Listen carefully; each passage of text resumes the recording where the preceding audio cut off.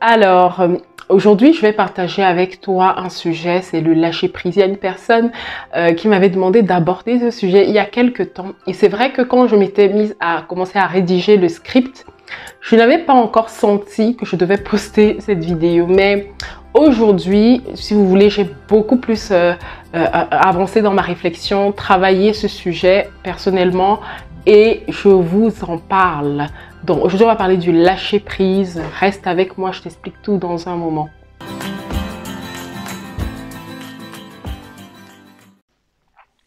Donc bonjour, bienvenue à toi. Je suis ravie de te retrouver pour une nouvelle vidéo. C'est Marianne ici. On parle de spiritualité et de tout ce qui peut t'aider à restaurer ton âme parce qu'une âme non restaurée est une bombe à retardement. Alors si ce sont des sujets qui t'intéressent, n'hésite pas à t'abonner et à activer la cloche de notification pour être prévenu en cas de nouvelles vidéos. Alors, donc pour revenir à notre sujet, donc le lâcher prise, c'est quoi lâcher prise pour toi? En fait, j'ai réalisé que lâcher prise en tant que chrétien, ce n'est vraiment pas quelque chose d'évident. Ce n'est pas forcément quelque chose de spontané. Parce que il faut, comme j'aime le rappeler, on est corps, âme, esprit. Et même si parfois on a un esprit qui est bien disposé, alors on a parfois notre corps et notre âme qui nous tiraillent dans tous les sens. Et lâcher prise, à mon sens, en tout cas pour tout chrétien, c'est le fait d'accepter continuellement de renoncer à ses propres désirs pour accomplir la volonté de Dieu. Et qui, comme moi, sait que c'est vrai, pas forcément quelque chose d'évident, mais je pense que c'est quelque chose qu'il faut cultiver, c'est quelque chose qu'il faut, faut commencer à se mettre en tête, à prendre déjà une décision à prendre. Je pense que ça part déjà de la décision, de la volonté et surtout de prendre conscience que sans Dieu, on ne peut rien faire. C'est pas moi qui le dis, c'est la parole dans Jean 5, verset 15. Je remets le verset là. Mais la parole le dit. Sans moi, vous ne pouvez rien faire. C'est Jésus qui parle. Parce qu'il est le cep, nous sommes les sarments. En tant que chrétiens, sans lui, on ne peut rien faire. Donc, on prend conscience de ça. On commence à se dire, non, mais de toute façon, pour faire quoi que ce soit, il faut d'abord être sûr que c'est dans la volonté de Dieu pour que ça porte du fruit. Bien sûr, si tu veux porter du bon fruit, c'est la question que tout chrétien doit se poser. Donc, j'en suis revenue en fait à la conclusion que le plus grand combat de tout chrétien, le plus grand combat de toute personne qui essaye de marcher avec Dieu, c'est vraiment de renoncer à ses désirs, de renoncer à sa chair, de renoncer à ce que tout son être peut vouloir, à ses objectifs, à ses rêves pour accomplir ceux de Dieu. Et oui, c'est difficile à l'entendre parfois, mais c'est vrai, c'est la vérité. C'est la vérité. Et on peut voir dans 1 Jean, j'ai envie de rappeler ce verset, dans 1 Jean 5, verset 14, il est écrit, nous avons auprès de lui, donc auprès de Dieu, cette assurance que si nous demandons quelque chose selon sa volonté, il nous écoute. Si on demande quelque chose selon sa volonté, il nous écoute. Alors, j'ai envie de te poser cette question aujourd'hui. Quelle est la volonté de Dieu pour ta vie? Est-ce que tu as déjà découvert ce que Dieu attend de toi dans ta vie? Est-ce que c'est quelque chose qui te parle quand je parle de ces choses? Est-ce que c'est quelque chose qui t'est totalement étranger? Pose-toi ces questions, c'est extrêmement important. Sinon, tu es en train de courir dans un sac. Je suis désolée de te le dire. On n'impose pas ses rêves à Dieu. On n'impose pas sa vision à Dieu. Si toi, dans ta chambre, tu es là dans ton coin et tu décides d'écrire comme ça par rapport à tes rêves, par rapport à tes ambitions personnelles, par rapport à tout ce que tu as envie de faire, tu écris et tu te dis, je vais prier pour ça, pour que Dieu le fasse. Excuse-moi de te dire que ce n'est pas comme ça que ça fonctionne. Dieu, dans sa bonté, dans sa grâce, il peut répondre à certaines de ces choses. Mais je peux te dire que si tu veux vraiment rentrer dans quelque chose de plus grand, dans une dimension beaucoup plus forte, dans quelque chose de beaucoup plus grand avec Dieu, de rentrer dans une marche beaucoup plus profonde avec lui et surtout, faire sa volonté parfaite, pas la tienne, mais la sienne. La première chose à faire, c'est de savoir quelle est sa volonté pour ta vie. Alors, il y a des personnes qui vont me dire, oui, mais non, la Bible dit qu'il a pour moi des projets de paix et de bonheur et non de malheur. On aime bien ça, n'est-ce pas? C'est bien, c'est écrit. Et effectivement, Jérémie 29, verset 11 le dit. Mais est-ce que cette promesse-là, toutes ces promesses que Dieu a évoquées dans sa Bible, quelles sont celles en particulier que Dieu t'a révélées particulièrement pour ta vie? Il est important de se poser ce genre de questions. Il est important de réaliser que si on se lève et qu'on décide de faire, en tout cas d'avoir des rêves, des ambitions qui viennent de nous, et on n'est même pas sûr que c'est quelque chose qui rentre dans la volonté de Dieu, on est en train de perdre le temps, on est en train de vraiment se tromper à nous-mêmes, se mentir à soi-même. Parce que vous pouvez être là en train de prier pour un sujet pendant longtemps. Et on est nombreux, n'est-ce pas, à chercher, à présenter en fait une liste de courses à Dieu en disant, voilà, vas-y, accepte, réponds à chacun d'eux et voilà, tout le monde sera content. Mais Dieu te dit aujourd'hui, ce n'est pas ta volonté qui compte, c'est la sienne. Ce ne sont pas tes rêves qui comptent, ce sont les siens à ton égard. Ce sont ceux qu'il a prévus pour toi. Alors, je ne suis pas en train de dire il veut te voir malheureuse. Je suis pas en train de te dire qu'il veut te voir souffrir. Ce n'est pas ce que je dis. Mais simplement, tu dois t'assurer, quand tu es en train de poursuivre certaines choses, quand tu es en train d'écrire une certaine vision, que c'est en accord avec ce que Dieu veut, que Dieu t'a révélé ces choses-là, que vraiment tu es dans la volonté de Dieu, que c'est vraiment quelque chose que Dieu veut pour ta vie. D'accord? C'est pas parce que Dieu veut quelque chose pour la vie de ton voisin qu'il veut pour toi. Qu'est-ce qu'il veut précisément pour toi? Et il a un plan précis pour toi. Parce que dans le cœur de Dieu, quand il t'a créé, quand il t'a amené sur terre, il avait un plan précis. Il avait quelque chose en tête. Donc, c'est à toi de rechercher ce plan. C'est à toi d'aller fouiller ce plan. C'est à toi de supplier pour qu'il te donne ce plan. Parce que je peux te dire que si tu fais des vision boards, tu fais plein de trucs avec des objectifs et des trucs avec des dates, des machins, je ne suis pas en train de dire que rien de tout ça ne va aboutir, mais je suis en train de te dire que tu es en train de faire, de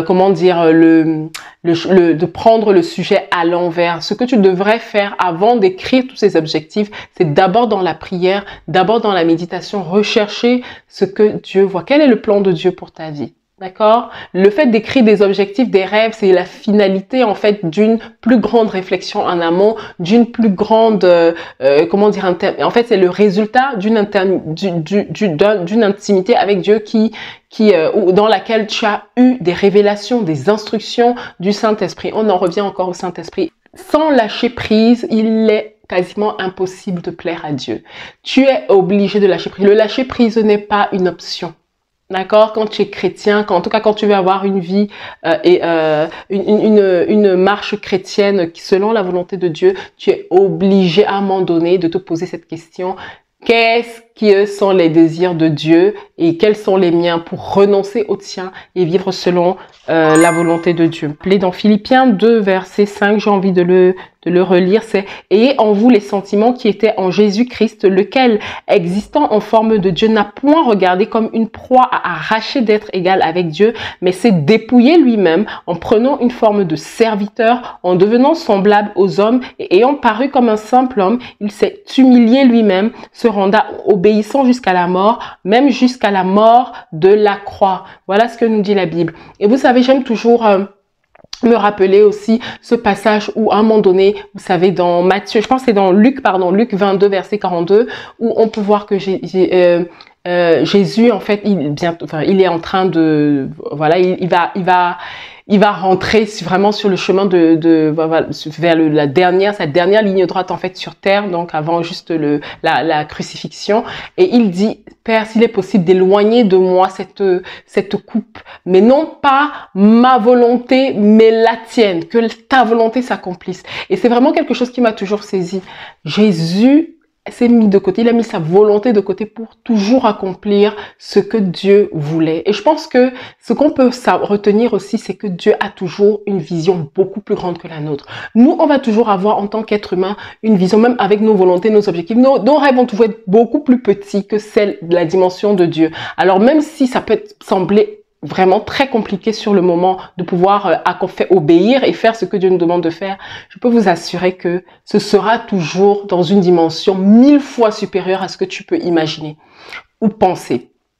Donc, une fois qu'on a dit ça, on comprend que c'est vraiment important d'apprendre à lâcher prise. Je ne suis pas en train de dire que c'est facile, mais je dis bien, pour moi, le lâcher prise, c'est apprendre continuellement à renoncer à ses désirs. C'est continuellement. Je pense que c'est un processus. Ce n'est pas forcément évident, mais c'est un processus de tous les jours. C'est aussi une volonté déjà, une décision qu'on prend à un moment T et une volonté de vraiment renoncer progressivement au quotidien à ses désirs pour faire ceux de Dieu. Et c'est vrai que ça nécessite du coup une intimité profonde avec Dieu pour vraiment discerner à un moment donné quels sont les modes d'expression de Dieu? Parce que Dieu parle parle d'une manière, d'une autre. Il peut parler au travers d'une personne, d'un proche. Il peut parler au travers de vos enfants. Il peut parler au travers d'un collègue. Mais on n'y prend parfois pas garde. Comme dit la parole de Dieu, on n'y fait pas attention. Donc, il faut avoir tous ces aspects-là en tête, il faut avoir tout ça en tête quand on prend cette décision, quand on commence. Et je pense que quand on fait ça, quand on décide vraiment de renoncer à ses désirs, on se met vraiment sous la protection de Dieu, on obéit et à mon avis vraiment on devient vraiment quelqu'un de plus on grandit spirituellement, on a une bonne stature spirituelle. Alors moi je suis pas ici en donneuse de leçons, je suis vraiment juste en train de partager avec vous tout ce que j'ai reçu, voilà, par rapport à ce sujet-là. Et je suis en cheminement comme vous, voilà, je suis votre sœur, je suis en train aussi de marcher, j'ai mes combats, j'ai mes défis, mes challenges, mais je partage avec vous ce que j'ai reçu aussi, je partage avec vous vraiment ce que la parole au fil de mes méditations, enseignements et autres, ce que j'ai retenu. Alors, je voulais parler aussi aujourd'hui d'Ananias. Je ne sais pas si vous vous rappelez, dans Acte 9, on peut voir en fait l'histoire de la conversion de Saül. Saül qui est l'apôtre Paul, hein, l'apôtre Paul qui a écrit l'un des plus grands nombres de livres du Nouveau Testament. Il faut comprendre ceci. Ananias, c'était un disciple. Et quand Dieu a voulu que Saül lui donne ça, il est apparu à Ananias et il lui a dit, il faut que tu ailles prier pour Saül. Et Ananias a répondu à Dieu quand Dieu lui a dit, mais va prier pour cet homme-là, va prier pour Saül. Saül qui combattait l'Église, qui combattait Jésus, qui persécutait les Juifs qui avaient cru en Jésus. Donc Ananias dit, Seigneur, j'ai appris de plusieurs personnes tout le mal que cet homme a fait à tes saints dans Jérusalem, et il a ici des pouvoirs de la part des principaux sacrificateurs pour lier tous ceux qui invoquent ton nom. Et qu'est-ce que Dieu lui dit? Va, car cet homme est un instrument que j'ai choisi pour porter mon nom devant les nations, devant les rois et devant les fils d'Israël, et je lui montrerai tout ce qu'il doit souffrir pour mon nom. Et Ananias a fait quoi? Ananias n'a pas discuté, il a obéi. Et je vous assure, quand j'ai relu ça la dernière fois, je me suis dit, mais en fait, Ananias était soumis à Dieu. Il avait sa réflexion. Attendez, je suis pas en train de dire que il faut enlever son cerveau et tout. Il a quand même dit à Dieu. Ici, là, on dit quand même que Saül, là, il persécute. Il a quand même répondu à Dieu que Seigneur, tu es sûr parce que c'est même pas bon, hein. Mais Dieu lui a dit, va, j'ai un plan. Va, j'ai un plan. Et Ananias n'a pas discuté, il a obéi, il a renoncé. Je pense que si on lui demandait son avis, il allait dire, franchement, ça vaut pas la peine d'aller prier pour lui. Mais Ananias a obéi et il a allé prier pour Saül, l'apôtre Paul, dont on sait aujourd'hui quel impact il a eu pour nous chrétiens. Donc voilà, c'est vraiment l'exemple que je voulais te donner aujourd'hui. Tu ne connais pas derrière l'instruction que Dieu peut te donner, derrière la volonté que Dieu peut te donner par rapport à une chose, l'impact que tu peux avoir, l'impact que ça peut avoir autour de toi, dans ta vie et autres. Donc obéis. Obéis, recherche la volonté de Dieu, mets parfois de côté tes sujets de prière et demande plutôt à Dieu. Fais ce genre de prière de plus en plus. Ça change tellement la donne. Seigneur, qu'est-ce que tu veux? Seigneur, qu'est-ce que tu attends de moi? C'est le genre de prière que Dieu agrée. Seigneur, qu'est-ce que tu veux pour ma vie? D'accord, j'ai envie de ci, j'ai envie de ça, je veux ci, je veux ça. Mais toi d'abord, qu'est-ce que tu veux, Seigneur? Qu'est-ce que tu veux? Et ça, c'est vrai que ça demande aussi à un moment donné d'être déjà dans un certain niveau d'intimité avec Dieu. Donc, travaille ton intimité avec Dieu, travaille ta relation avec Dieu, avance, cherche-le au quotidien, où tu es, un pas après l'autre, et progressivement, dans un cœur d'obéissance, en tout cas dans une disposition de cœur où tu veux être obéissant, tu verras la gloire de Dieu, je te promets. C'est des choses que j'ai vécues, c'est des choses que je vis encore au quotidien, ou que je vois d'autres personnes vivre autour de moi. Donc, voilà. C'est vraiment ce que je voulais partager avec toi aujourd'hui. Garde un cœur obéissant. Cherche plus que tout l'instruction de Dieu par rapport à ta vie, la vision qu'il veut te donner pour ta vie. Et n'impose pas tes rêves à Dieu, mais cherche plutôt ceux de Dieu et accomplis-les. Ok? Donc c'est ce que je voulais partager avec toi aujourd'hui. J'espère que c'est quelque chose qui va t'aider, qui va t'encourager. Et voilà, je te dis, n'hésite pas à mettre en commentaire ce que tu en as pensé. Je te dis à très bientôt pour une prochaine vidéo. Sois béni.